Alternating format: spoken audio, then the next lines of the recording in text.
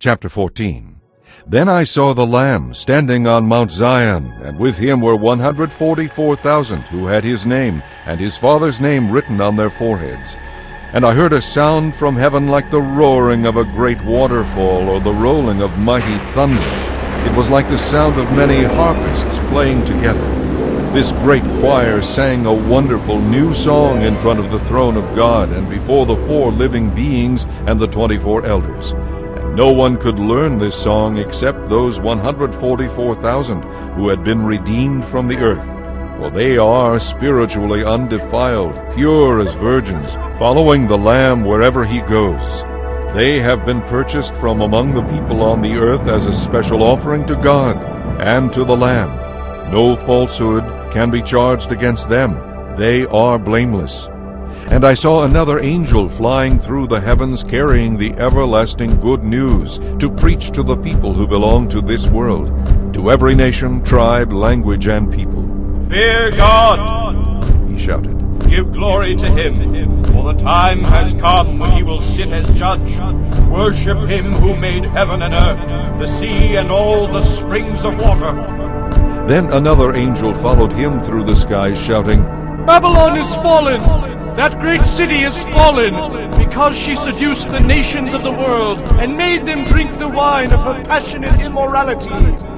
Then a third angel followed them, shouting, Anyone who worships the beast and his statue, or who accepts his mark on the forehead or the hand, must drink the wine of God's wrath. It is poured out undiluted into God's cup of wrath. And they will be tormented with fire and burning sulfur in the presence of the holy angels and the Lamb.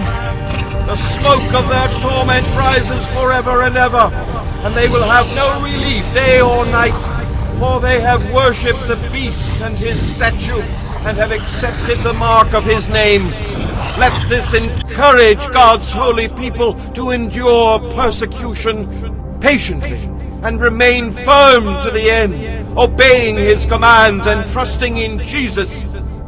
And I heard a voice from heaven saying, Write this down. Blessed are those who die in the Lord from now on. Yes, says the Spirit, they are blessed indeed, for they will rest from all their toils and trials, for their good deeds follow them. Then I saw the Son of Man sitting on a white cloud. He had a gold crown on his head and a sharp sickle in his hand.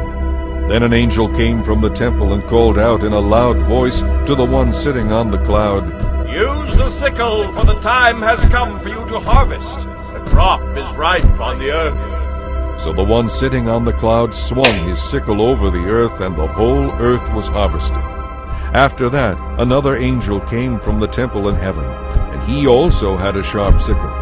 Then another angel who has power to destroy the world with fire shouted to the angel with the sickle, Use your sickle now to gather the clusters of grapes from the vines of the earth, for they are fully ripe for judgment. So the angel swung his sickle on the earth and loaded the grapes into the great winepress of God's wrath.